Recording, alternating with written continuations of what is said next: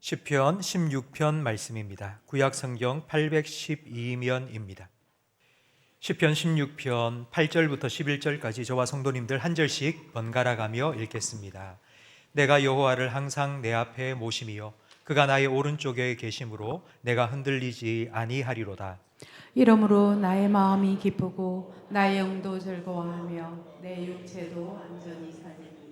이는 주께서 내 영혼을 소홀에 버리지 아니하시며 주의 거룩한 자를 멸망시키지 않으실 것임이니이다.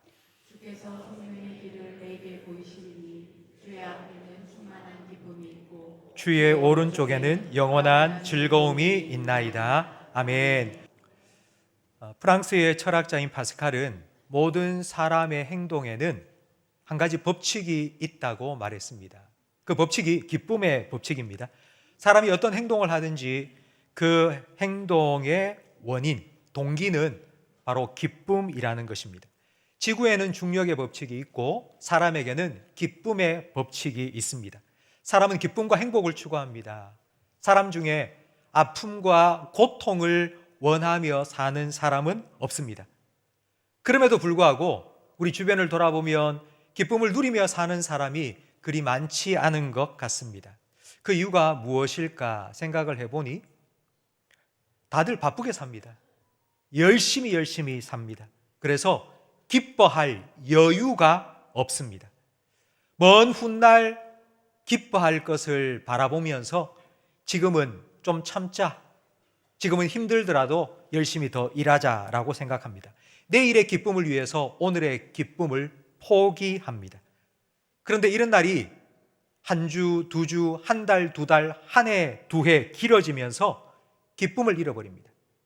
기뻐하는 것이 무엇인지조차 잃어버립니다.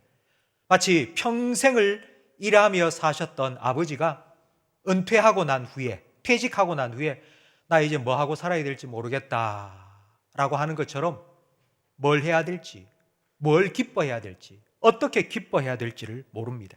하나님께서는 6일 동안의 창조를 마치시고 7일째 쉬셨습니다. 왜 쉬셨는가 하면 하나님이 만드신 사람과 세상을 바라보며 참 좋다 음미하시기 위해서입니다. 예수님께서도 하나님 창조하신 하늘에 나는 새를 보아라, 들에 핀 백합화를 보아라, 좀 여유로 가지고 그것들을 바라보면서 그 속에 깃들여 있는 하나님의 은혜를 기억하며 감사할 수 있는 시간을 가지라고 말씀하셨습니다.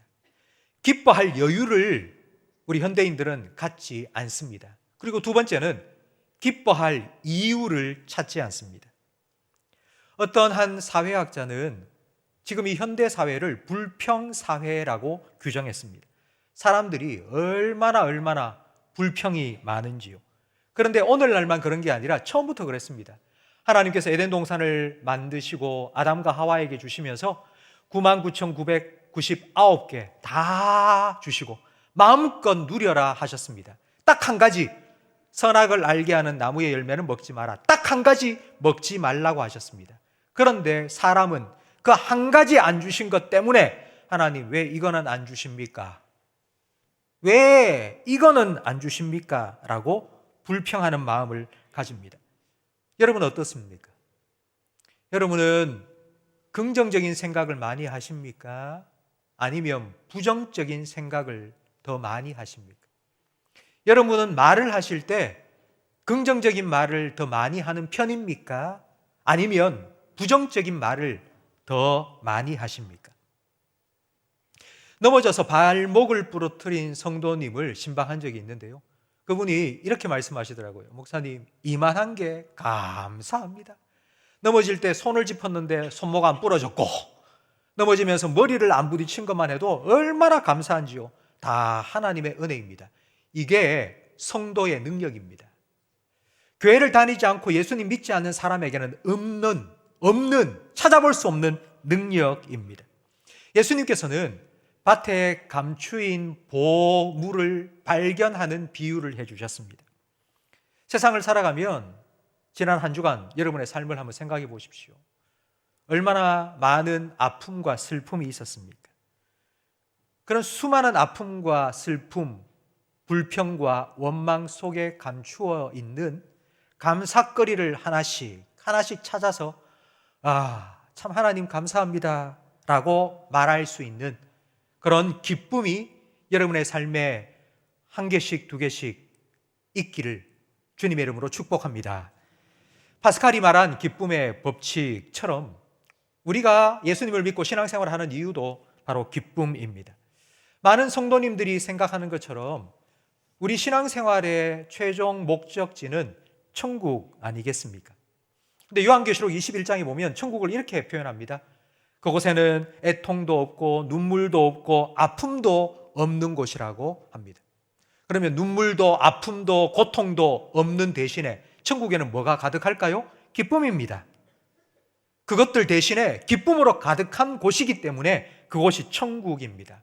요한계시록 21장 3절 말씀을 함께 읽겠습니다.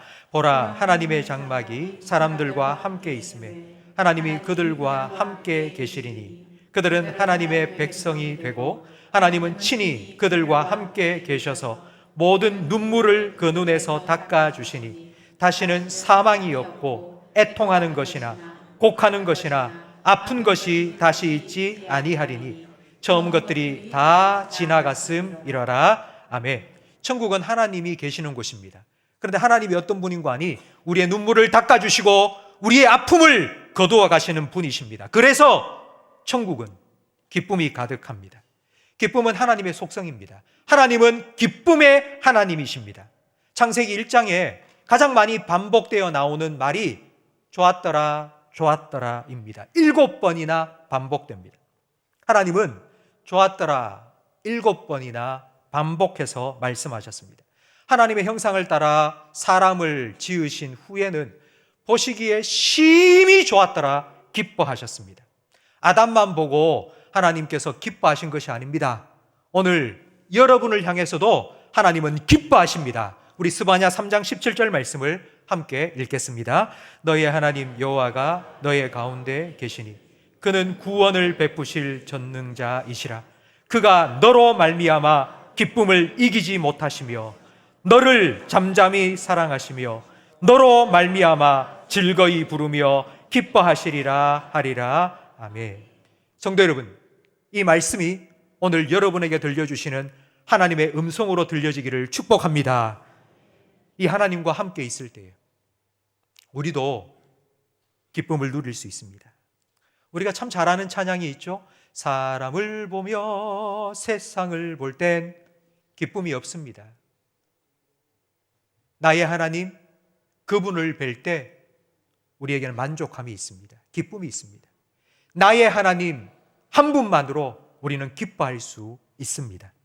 하나님과 함께 할 때에 우리는 어떤 기쁨을 누릴 수 있을까요? 오늘 본문 11절 말씀을 화면을 보며 함께 읽겠습니다.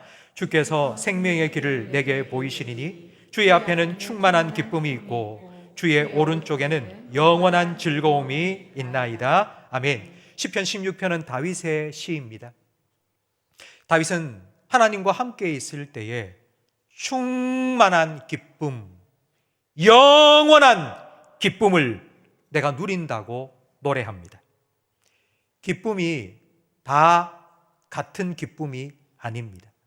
충만한 기쁨이 있고 부족한 기쁨이 있습니다. 영원한 기쁨이 있으면 잠깐 지나가는 기쁨도 있습니다. 여러분 최근에 기쁘셨던 적이 있습니까? 지난 일주일 여러분 무엇 때문에 기뻐하셨습니까? 자녀가 성적표를 받아왔는데 성적이 올라서 기쁘셨습니까? 직장에서 승진했기 때문에 아니면 월급이 올랐기 때문에 여러분 기쁘셨습니까? 아니면 사놓은 주식이 많이 올라서 기쁘셨습니까? 그런데 그것 때문에 지금까지도 계속 기쁘십니까? 주식이 2배가 되었습니다. 그러면 와 기쁘다. 잠깐입니다. 잠깐 기쁘고 난 후에 후회가 찾아옵니다. 아 그때 좀 더 내가 조금 더 무리해서라. 이런 기쁨은 오래 갈 수가 없습니다. 이런 일들 때문에 기뻐하지 말라고 말씀드리는 것이 결코 아닙니다. 그런데 이런 잠깐 지나갈 기쁨을 추구하기 시작하면 기쁨이 사라집니다. 기뻐할 일보다 그렇지 않은 일들이 우리의 인생에는 더 많이 일어나기 때문입니다. 예수님께서는 40일 동안 금식하여 줄이신 후 사탄에게 시험을 받으셨습니다. 사탄이 이렇게 시험했죠. 배고프니까 돌로 떡을 만들어 먹어라. 성전 꼭대기에서 뛰어내려라. 천사가 받들어 줄 텐데 사람들이 다 우러러보면서 와, 잘한다고 박수 쳐줄 것이다. 나에게 딱 한 번만 절해라. 그러면 이 세상 모든 것 다 너에게 주겠다. 사탄이 제시한 유혹 3가지. 먹을 것, 그리고 명예, 그리고 재물, 돈입니다. 이 3가지는 우리에게 기쁨을 줄 수 있는 것들입니다. 그런데 예수님께서는 그 유혹을 이렇게 이기셨습니다. 사람이 떡으로만 살 것이 아니고 하나님의 말씀으로 살아야 한다. 하나님을 시험하지 말고 하나님만 경배하라. 예수님께서는 사탄이 우리에게 잠깐 주는 그런 유혹이 아니라 하나님 주시는 참된 기쁨을 우리에게 주시기 위해서 이 땅에 오셨기 때문입니다. 진짜 기쁨의 근원 되신 하나님을 우리가 가까이 할 때에 우리는 참된 기쁨이 회복됩니다. 우리가 하나님께로 가까이 나아가야 기쁨을 누릴 수 있는데 하나님께로 나아가는 우리를 자꾸 방해하는 것들이 있습니다. 그 방해물을 제거해야 됩니다. 그 첫 번째 방해가 바로 생활의 염려입니다. 지금 우리가 살아가는 이 시대는 정말 일일 생활권이 되었습니다. 스마트폰만 딱 켜면요, 지금 우리나라 지구 반대편에 있는 아르헨티나에서 실시간으로 일어나는 일들을 다 보고 들을 수 있습니다. 심지어는 우리 몸속에 내시경을 넣어서 우리 몸속 구석구석에 종기가 생겼는지 종양이 있는지를 다 볼 수 있습니다. 하지만 우리가 볼 수 없는 것이 딱 하나 있죠. 그건 바로 내일입니다. 우리는 한 치 앞도 바라볼 수 없는, 내다볼 수 없는 그런 인생을 살아가고 있습니다. 그래서 우리는 걱정합니다. 염려합니다. 내일 이런 일이 생기면 어떻게 하지? 1년 후에 나는 어떻게 될까? 우리 자녀는 앞으로 어떻게 살아가게 될까? 걱정하고 또 염려합니다. 이 걱정과 염려에 대해서 연구한 많은 학자들이 똑같은 말을 합니다. 우리가 걱정하고 있는 것의 80%는 절대로 일어나지 않는다. 그러니까 그 말은 우리는 지금 사서 고생하고 있는 겁니다. 일어나지도 않은 일들을 가지고 우리는 스스로를 힘들게 하고 있습니다. 예수님께서도 말씀하셨습니다. 너희 중에 누가 염려함으로 그 키를 한 자나 1cm, 걱정하고 염려한다고 키가 1cm 자라겠습니까? 그런 일 없습니다. 바울은 이렇게 말했습니다. 아무것도 염려하지 말고 염려할 그 시간에 기도해라. 염려한다는 건 걱정거리와 대화를 계속 나누는 것입니다. 걱정하고 있는 일과 계속 대화를 나눈다. 한번 생각을 해보세요. 여러분이 지금 내가 지금 이렇게 몸이 좀 안 좋은데 만약 병원에 가서 검진을 받았는데 이게 큰 병이라 하면 어떻게 되지? 그 큰 병이 걸리면 나는 어떻게 해야 될까? 수술을 받아야 될까? 그 수술 받고 난 다음에 나 회복이 될까? 여러분이 걱정하는 것과 계속하여 대화를 나누기 시작하면 좋은 쪽으로 갈까요? 나쁜 쪽으로 갈까요? 당연히 나쁜 쪽으로 갑니다. 아무리 좋은 생각을 해도 그렇게 안 되면 어떻게 하지? 그래서 또 어떻게 되지? 그래서 또 어떻게 되지? 결국은 걱정과 염려에 빠져들 수밖에 없습니다. 걱정과 염려가 계속하여 내 자신과 그 걱정거리에 대해서 대화하는 거라면 기도는 하나님과 대화하는 것입니다. 하나님과 대화를 계속 나누다 보면 하나님이 계속 내 마음속에 채워집니다. 하나님이 채워지면 걱정하고 염려하는 것들이 조금씩 빠져나갑니다. 성도 여러분 명심하십시오. 여러분 마음속에 염려거리, 걱정거리가 계속 생긴다는 건 지금 내가 기도하고 있지 않다는 경고입니다. 여러분이 마음에 자꾸 우울해진다 이런 생각이 든다면 지금 내가 기도를 쉬고 있다는 경보가 울리고 있는 겁니다. 경보가 웽 하고 울리면 여러분 무릎 꿇으셔야 합니다. 기도하셔야 됩니다. 여러분 기도의 자리로 나오셔야 합니다. 그래야 걱정의 폭격을 피할 수 있습니다. 2차 세계대전 때 독일은 전쟁을 준비하면서 비행기를 많이 만들었습니다. 전쟁이 시작되자마자 영국의 수도인 런던을 사흘이 멀다 하고 폭격을 했는데요. 낮에는 하지 않습니다. 밤에만 되면 깜깜한 밤에 폭격기가 떠서는 계속 폭격을 때리는 겁니다. 런던 시민들은 자기 집에서 잠을 못 듭니다. 계속하여 펑펑펑 폭음이 들리고요. 언제 내 지붕 위로 폭탄이 떨어질까 두려워서 잠을 잘 수가 없었습니다. 그 런던 중심가에 할머니와 손자가 함께 살고 있었습니다. 6살 난 손자는 저녁마다 무서워서 할머니 품에 안겨서 잠을 청하는데 잠을 들지를 못하는 거예요. 할머니는 늘 손자를 품에 안고 재워주다가 할머니가 먼저 잠드는 거예요. 손자는 말똥말똥하고. 어느 날 또 폭격 소리가 펑펑 들리는데 손자가 울면서 할머니를 깨웁니다. 할머니, 이 소리 들려요? 폭탄 소리가 점점 가까워지는 것 같아요. 할머니 무섭지 않아요? 만약 우리 집 지붕에 폭탄이 떨어지면 어떻게 될까요? 어떻게 할머니는 잠을 잘 수 있어요? 그때 할머니가 이렇게 손자에게 이 얘기를 했습니다. 나도 무섭단다. 그래서 매일 밤 잠자기 전에 하나님께 기도한단다. 기도하고 나면 하나님께서 이렇게 말씀을 해주시지. 내가 너를 지켜주겠다고. 그러면 나는 평안한 마음으로 잠을 잘 수 있단다. 하나님하고 내하고 둘 다 깨어 있을 필요가 없잖아. 하나님이 깨어서 나를 지켜주신다고 했는데 이스라엘을 지키시는 하나님은 졸지도 주무시지도 않고 깨어서 나를 지켜주신다고 했는데 내까지 깨어서 걱정할 필요가 뭐가 있니? 너도 편안하게 잠 좀 자라 얘기해 주었습니다. 성도 여러분, 하나님과 여러분 두 분 다 깨어 있을 필요가 없습니다. 하나님께 맡기세요. 여러분 뭘 염려하든지 그거 하나님께 맡기세요. 그리고 하나님 안에서 하나님으로 인해 기뻐하시기를 바랍니다. 두 번째, 하나님께로 나아가는 우리의 걸음을 자꾸 막는 방해물은 잠깐의 쾌락입니다. 빌립보서는 기쁨의 서신입니다. 빌립보서를 읽어보면 기뻐하라, 기뻐하라, 기뻐하라는 말씀이 반복됩니다. 그런데 그냥 기뻐하라가 아니라 주 안에서 기뻐하라고 말씀합니다. 주 안에서 기뻐하는 것이 있다면 주 밖에서 기뻐하는 것도 있습니다. 세상의 모든 기쁨은 하나님께서 만들어 주신 것입니다. 그런데 하나님 주신 그 기쁨을 사탄이 악용을 해서 유혹합니다. 음식 기쁨입니다. 사랑 기쁨입니다.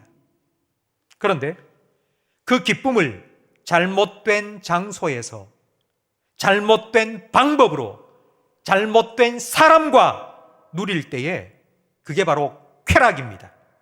근데 이건 잠깐의 쾌락입니다.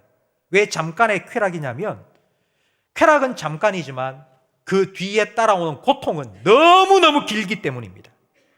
이 잠깐의 쾌락은 물고기 잡을 때 사용하는 떡밥과 같고 유괴범이 아이를 유괴할 때 사용하는 사탕과 같습니다.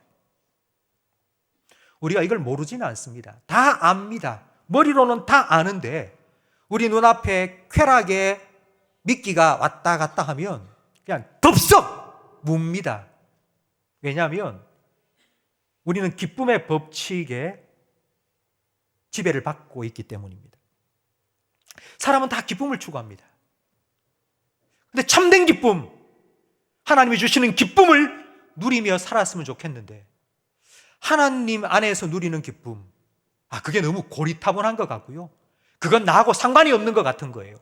그래서 빨리 마치 패스트푸드, 햄버거, 피자 같은 거 시켜 먹는 것처럼 빨리빨리 기쁨을 좀 내가 맛봤으면 좋겠다 생각해서 잠깐의 쾌락을 원하는 것입니다. C.S. 루이스는 이런 우리를 이렇게 평가했습니다. 우리의 실수는 기쁨을 향한 우리의 갈망이 너무 강한 것이 아니라 그 반대로 너무 약하다는 것이다. 하나님이 주시는 참된 기쁨을 맛본 사람은요, 잠깐의 쾌락, 그게 별거 아닌 거예요.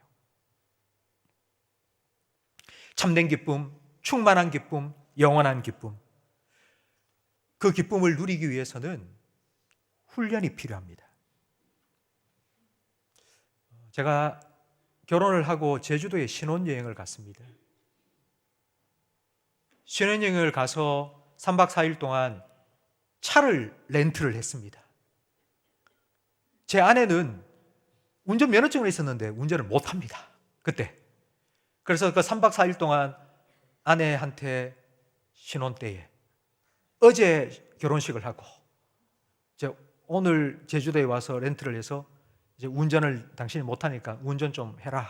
제가 옆에 타고 운전 연수를 시작했습니다. 제가 신혼여행에 대한 기억이 어떤 걸까요? 여러분 혹시 운전을 처음 배울 때가 기억나십니까? 운전을 처음 배워서 운전이 아직 익숙치 못했는데 803에 벚꽃이 막 흐드러지게 폈다고 드라이브 코스가 너무 좋다고 해서 한번 가보자 하고는 운전을 해서 왔습니다. 운전을 하고 그 벚꽃길을 1시간 동안 막 어떻게 해서 이제 돌고 집에 왔습니다. 그럼 뭘 보고 왔을까요? 앞차 뒷공무니만 보고 온 거예요. 벚꽃은 하나도 못 보고. 여러분, 뭔가를 즐기기 위해서는 좀 익숙해져야 합니다. 그러려면 연수도 받아야 되고 훈련도 받아야 됩니다. 하나님 안에서 기쁨을 누리기 원한다면 기쁨의 훈련을 하셔야 됩니다. 운전이 좀 익숙해져야지요. 창문도 내리고요. 팔도 딱 걸치고요. 이렇게 즐기며 운전할 수 있습니다. 기쁨도 마찬가지입니다. 기쁨의 훈련을 우리가 어떻게 해야 될까요? 제가 책 제목을 보고 이건 내가 꼭 사야 되겠다 해서 산 책이 있습니다. 그 책의 제목은 예수는 믿는데 기쁨이 없어서. 이 책을 쓴 마이크 메이슨이라는 사람은 선천적으로 태어날 때부터 약간 우울질의 사람이었습니다. 혼자 있는 거 좋아하고요. 좀 신경질적이고요. 그리고 좀 우울하고 생각하는 게 전부 부정적이고 10대 때에 예수님을 믿고 그리스도인이 되었습니다. 그런데 20대에 우울증이 걸렸고 알코올 중독에 빠져서 정신과 약을 달고 살았습니다.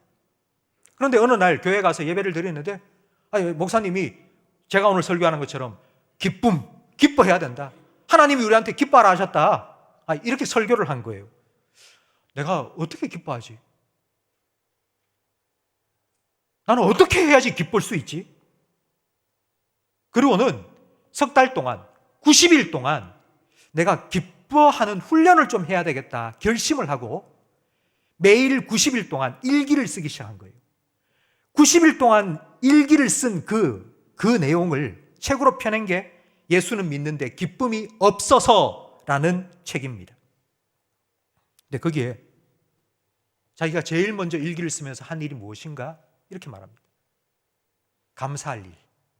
내가 오늘 하루를 살면서 내가 진짜 힘들었고 오늘 하루를 살아면서 내가 정말 괴로웠고 오늘 하루를 살면서 정말 너무너무 생각하기 싫은 일들도 많았지만 그 중에 예수님 말씀하신 것처럼 밭에 감추어 있는 보물을 파내는 것처럼 내가 숨겨져 있는 감사거리를 한번 찾아보자.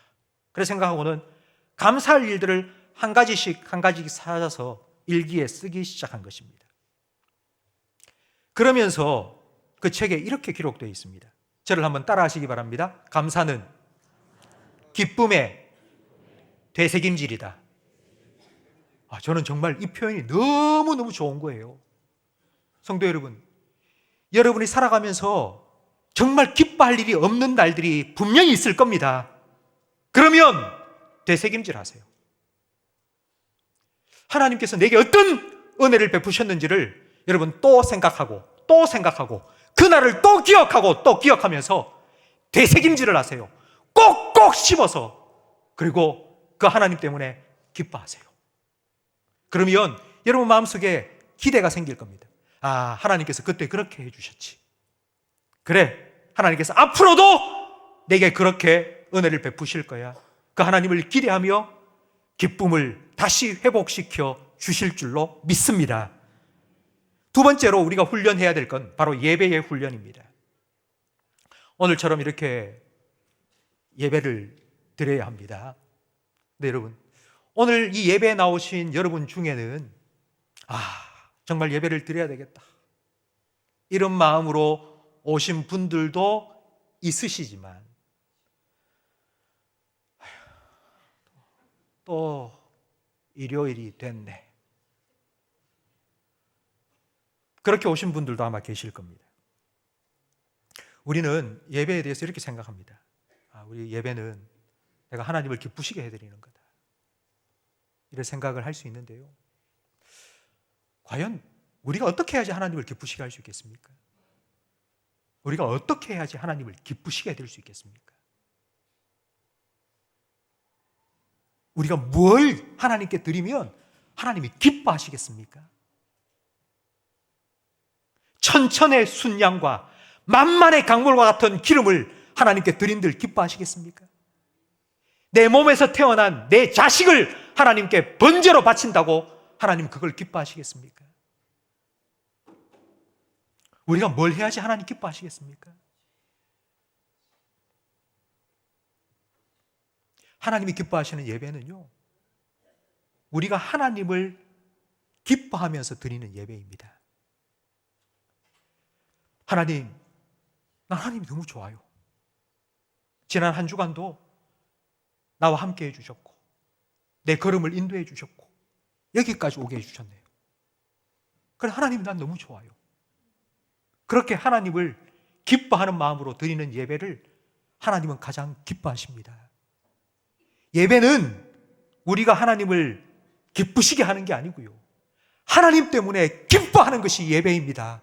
성도 여러분, 저는 이 예배의 기쁨을 여러분이 한 번이라도 맛보게 되기를 주님의 이름으로 축복합니다. 사마리아 수가성에 예수님께서 가셨습니다. 한 여인이 그 뜨거운 때 앞곁에 물동이를 이고 물을 길러 나온 거예요. 그 여인에게는 목마름이 있었습니다. 5 남편과 이혼을 했고요, 5번째 남편과도 이혼을 했고요, 6번째 남자와 함께 살고 있습니다. 그런데도 그 목마름이 해결되지 않아요. 갈증은 더 깊어져요. 바닷물을 마신 것처럼 더 깊어지고 있었습니다. 그런데 예수님께서 그 여인에게 나에게 물 좀 다고, 그럼 나도 너에게 물 줄게. 내가 주는 물은 네 영혼 깊은 곳에서 끊이지 않고 계속하여 솟아나오는 샘물이 된다. 여인이 들으니까 너무 쏠깃한 거예요. 와, 그런 물이 있으면 나 여기 안 나와도 되네. 다른 사람들의 시선, 나를 보고 저 여자 이런 시선 다시는 안 겪어도 되네. 그 물만 있으면 나 다 해결되겠다. 주세요. 나 좀 주세요. 그래서 예수님께서 그 여인에게 무엇을 주셨습니까? 무슨 말씀을 해주셨습니까? 요한복음 4장 23절 말씀을 함께 읽겠습니다. 아버지께 참되게 예배하는 자들은 영과 진리로 예배할 때가 오나니 곧 이때라. 아버지께서는 자기에게 이렇게 예배하는 자들을 찾으시느니라. 아멘. 예배하라. 하나님 만나라고. 예배를 함으로 네 마음속에 하나님을 모시면 그 하나님으로 인한 기쁨이 네 마음속에서 샘물처럼 영원히 솟아날 거라고. 잠깐의 기쁨이 아니라 영원한 기쁨, 부족한 기쁨이 아니라 충만한 기쁨, 하나님께서 네 안에서 그 기쁨을 주실 거라고.